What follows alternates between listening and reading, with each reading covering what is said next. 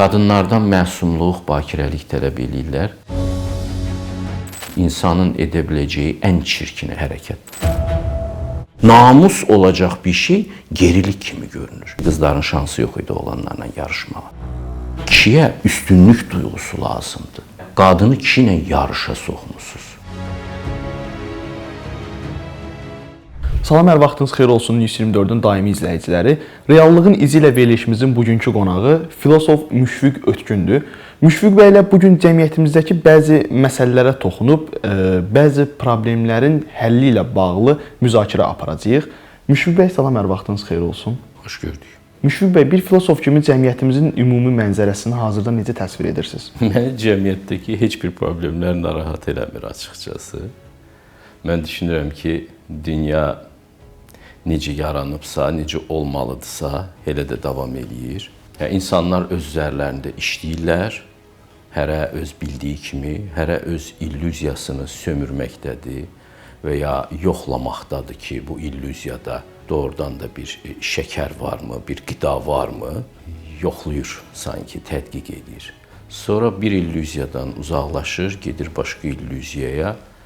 Allah həyatı bunun üçün yaradıbdır və bu baxımdan mənim cəmiyyətdən də, dünyadan da elə bir narazıçılığım yoxdur. Dünya necə olmalıdırsa, elədir. Sadəcə olaraq da mənim bir filosof kimi missiyam nədən ibarətdir? Mən insanları biraz da düşündürməliyəm ki, bu özünü dərk prosesini daha sürətli getsinlər. Müşfiq bəy, bugünkü gəncləri müşahidə edəndə nə düşünürsünüz? Sizcə onlarda çatışmayan nələr var? Onlarda hər şey çatışır, axmaqlıq da çatışır, cavanlıq da çatışır.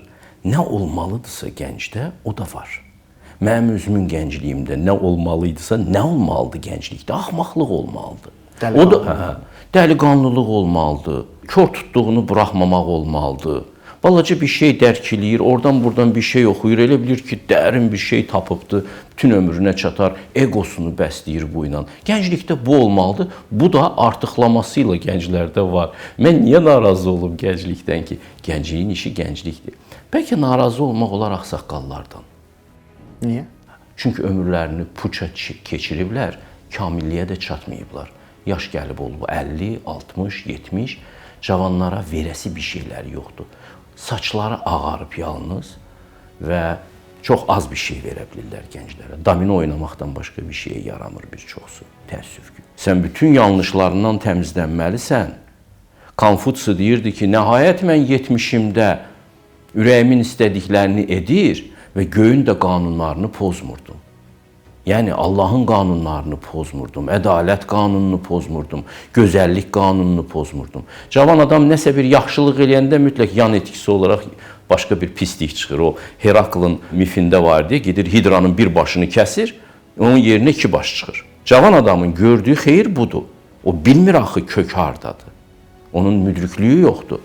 Əgər narazı olmağa yer varsa o da yaşlılardan ola bilər. Gənclərdən nə istəyərsən? Onlar gəncliklərini yaşayırlar, çətin də onlar üçün. Bəs yaşlılar da deyə bilərikmi ki, gənclikdə, belə deyək, yeniyetməli, hansı ki siz bildirirsiniz ki, dəliqanlıdılar, belə axmaqlıq edəcəkləri dövrlərdir. Bəs onlar da həmin dövrlərini elə puça verməyiblərmi? Hardasa əzab çəkiblərdi, həyat əzab çəkmək üçündür də Budda deyir. Əziyyət çəkiblər, səhvlərinin üstündə göz yaşı axıdıblar. Amma hardasa birdən fərqindəliklərini itiriblər və ölüblər. Diri ikən ölüblər. İnsan əgər inkişaf eləmirsə, böyümürsə, kamilləşmirsə, o artıq ölübdür. Müdrikliyə gəlib çıxmayıblar. Sadəcə olaraq qocalmış gənc olublar. Qocalmış gənc də gənclərə paxıllıq eləyər. Müşfiq bəy müasirliyi nədə görür? Bugünkü cəmiyyətimiz sizcə müasirlik adı ilə Avropaya meyl edərək, sizcə belə deyək, ifrat dərəcəsinə mi çatıb, yoxsa müasirlik elmdirmi, yeni bir kəşfdirmi? Müasirlik insanların egosunu tətmin edən bir ideyadır və onu keçmişə qarşı qoyurlar. Mənə görə müasirlik tamamilə içi boş olan bir sabun köpüyündən başqa bir şey deyil. Dünya heç yerə dəyişmir. Mən bunu daima təkrarlayıram. Oxuyun Homeri, onun İlyadasını və ya Odisseyasını müasir dedikləri insan hansı çətinlikləri yaşayırsa, hansı dilemmalar qarşısındadırsa, Odissey də həmin dilemmaların qarşısında idi. Paris də həmin dilemmaların qarşısında idi. Agamemnon da həmin dilemmaların qarşısında idi, Hektor da. Bunu görmək lazımdır ki, 2500 ildə heç bir dəyişiklik yoxdur. Amma insanlar özlərini qürurlanmaq istəyirlər. Hər nəsil deyir, vay bizdən yoxdur, biz nələrə gəldik, çıxdıq. Kim Sokratdan ağıllıdır ki? Kim Dədə Qorquddan müdrikdir ki? Bu nə aldanışdı? Bir-iki dənə söz öyrənirlər. Tez dəbdə olan xarici dili öyrənirlər və o dildə terminlər öyrənib dillərinə qatırlar müasir görünmək üçün. Və müasir görünmək adətən ağaların dilində danışmaq, ağaların mədəniyyətinə yaltaqlanmaqdan başqa bir şey olmur. Artıq dədə-babalarının yoluna sadiqlik də köhnəlik, gerilik kimi görünür. Şərəf olacaq bir şey artıq gerilik kimi görünür. Namus olacaq bir şey gerilik kimi görünür. Ki Konfutsunun bütün əsərləri, yəni bütün sözləri buna həsr olunmuşdu ki, bir insanın şərəfi varsa, o dədə-babalarının xatirəsini əziz tutmaqdır. Tarixdən belə qopur müasir adam, köksüz bir insandır, kosmopolitdir. Həm tarixdən qopub, həm vətənindən qopub. Deyir ki, mən müasirəm. Nədir müasirliyini axtarıb tapsan, Starbuckslardan başqa, nə bilim, Nescafelərdən başqa, orada taxılmaqlardan başqa, elektromobillərdən başqa, müasir smartfonlardan başqa nə deyə bilər sizə? Nə deməkdir müasirlik? İnsanlıqsa qədimdir. O həmişə olub, həmişə olacaq. İnsanlığın müasirləşməyə ehtiyacı yoxdur. İnsanlığın özünə qayıtmağa ehtiyacı var. Əxlaqiliyin özünə yüksəlməyə ehtiyacı var. Müasirləşməyə ehtiyacı yoxdur. Qadınlar kişilərdən hər zaman bir addım geridədir. Bu fikirlə razısınızmı? Yox, kişilər qadınlardan bir addım öndədir. Belə deyək. Eyni fikir olmur. Eyni fikir olur, amma neqativlik az olur. Kişilər də qadınların qoruyucularıdır. Onların ümidləridir, dayaqlarıdır. 7 oğul istərəm, bircə dənə qız gəlin. İndi bunu elə traktovka edirlər ki, güya qızları az istəyiblər. O 7 oğul, bir dənə qız gəlini göz bəbəyi kimi qorusun. Bir də oğlanlar həmişə müharibələrdə ölərdi. Həmişə müharibələr olardı, keçmişdə tez-tez, indi də olur. Və gənclər gedir orada, oğlanlar qırılır. Onların yeri cəmiyyətdə boş qalmasın deyə. Qız, gəlin həmişə ən dəyərli bir şey olubdur cəmiyyətlərdə. Bu fikir də mənim özümdən gəlmir. Bu Qurandan gələn bir fikirdir. Bu Vedalarda var. Bu Quranda da açıq şəkildə bildirilir. Açıq şəkildə bildirilir və bunu çevirmək falan lazım deyil. Mən buna etiraz edən insanlar var. Elə bilirlər ki, mən qadınları burada aşağılamaq fikrindəyim. Yox. Etiyen elə deyil. Qadının parametrləri ilə, həm fiziki, həm intellektual parametrləri ilə oğlan uşaqların parametrləri eyni deyil. Ona görə şahmat federasiyaları ayrıdır. Məni ilə mübahisə eləməsinlər. Gedib şahmat federasiyalarının birləşdirilməsi uğrunda mübarizəyə qalxsınlar. Şahmat, ondan sonra riyaziyyat olimpiadalarının birləşdirilməsi uğrunda mübarizəyə qalxsınlar ki, 2012-ci ildə Avropada qızlarla oğlanların riyaziyyat olimpiadalarını bir-birindən ayırdılar. Çünki qızların şansı yox idi oğlanlarla yarışmağa. Bunlar iki fərqli konsentrasiyaya malik, iki fərqli dünya duyumuna malik varlıqlardır qadınlar və qızlar. Və indi qızları yarışa soxublar kişilərlə və qadınlarımız da xoşbaxtlığını itirib. Kişilərimiz də kişiliklərini itirəcəklər, belə getsə. Çünki kişiyə üstünlük duyğusu lazımdır. O üstün olmasa, o kişi ola bilməyəcək. Sən onu üstünlükdən məhrum edirsən, fəlsəfi olaraq məhrum edirsən, axtalayırsan faktiki olaraq onu. O nətər öz restorana gedib əlini cibinə salacaq, o nətər qadınına çiçək alacaq. Yoxsa indi də qadınlar mı çiçək alacaq kişilərə? Siz necə bir dünya təklif edirsiniz? Tamam, siz başınızı çaşdıra bilərsiniz, amma siz fitrətinizi çaşdıramazsınız. Qadınlar yenə də özlərindən boycu yüksək, daha ağıllı, daha tədbirli, daha güclü erkəklərə aşiq olacaqlar. Onlardan elektrik alacaqlar. İndi demək moddur bunu. O həmişə üstünlük axtarır. Çünki qadın gözəldir, kişi isə üstün olmalıdır ki, qadın ona aşiq olsun.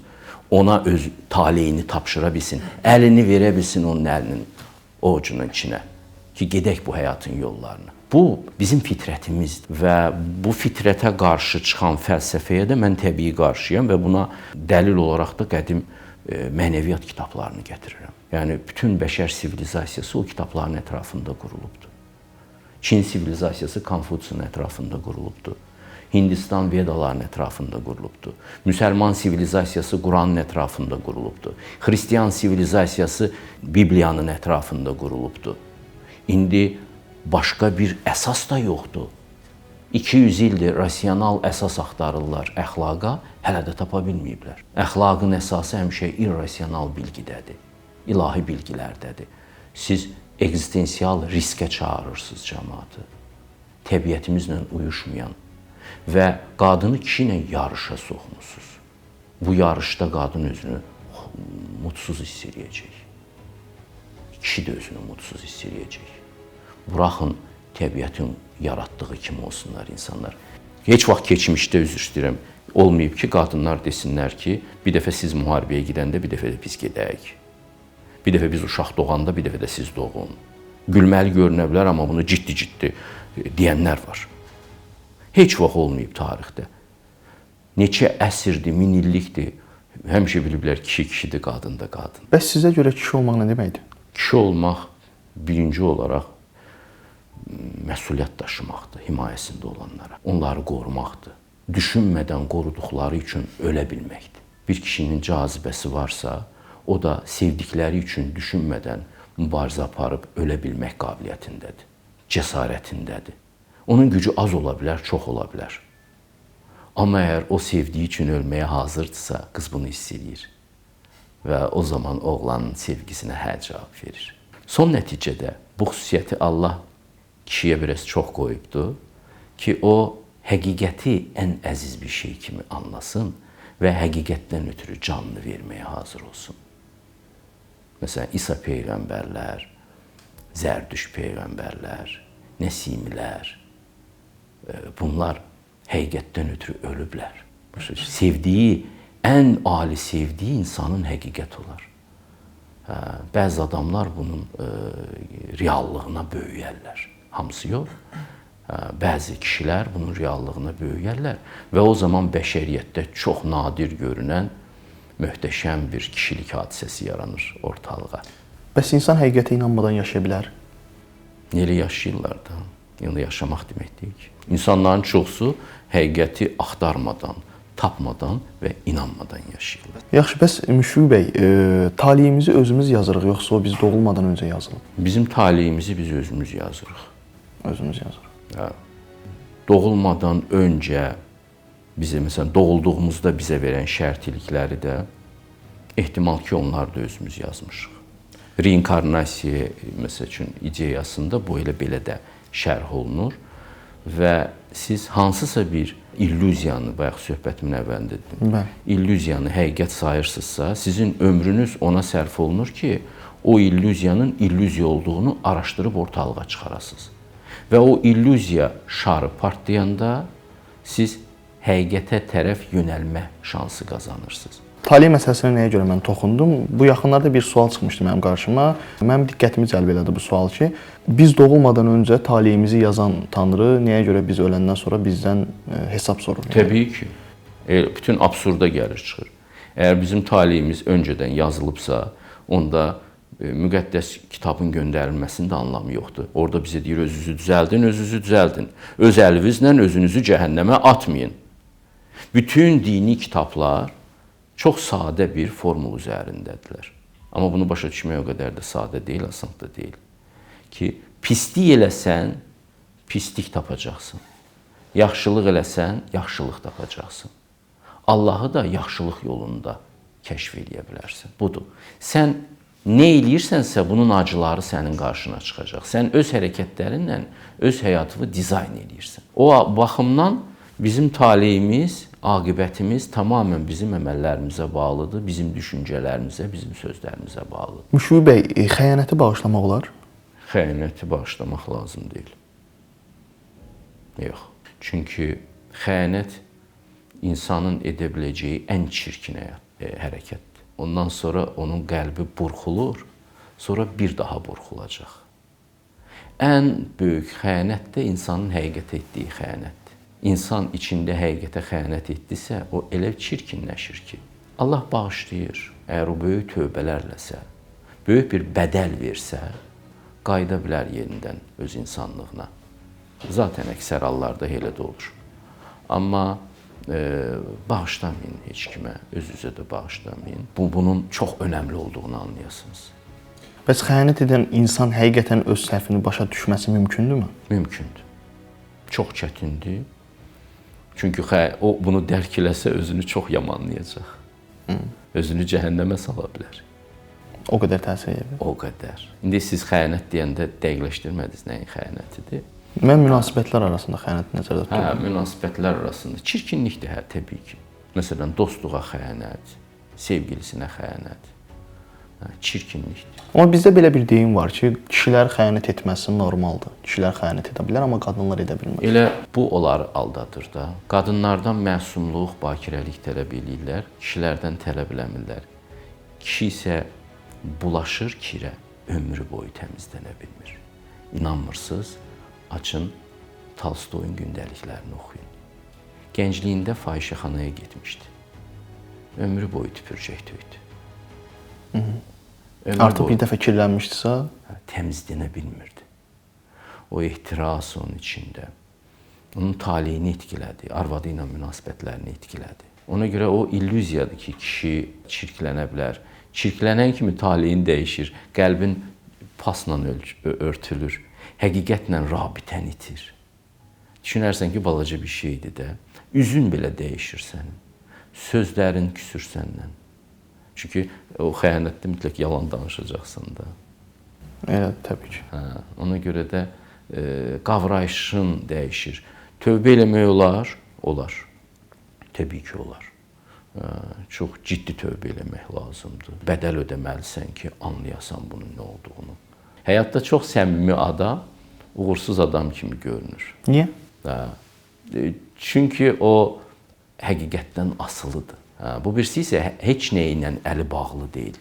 İstədiyi yaramazlığı eləyə bilər. O illüziyadır ki, o istədiyi yaramazlığı eləyə bilər və hədəfinə ulaşa bilər, hədəfə ulaşa bilmir. Həqiqi böyüklük yalnız həqiqət yolundadır. Heç vaxt paylaşmadığınız, amma sizə həyat dərsi verən bir hadisə olub? Yox, adətən mənə həyat dərsi verən şeyləri mən hər söhbətimdə paylaşmağa çalışıram.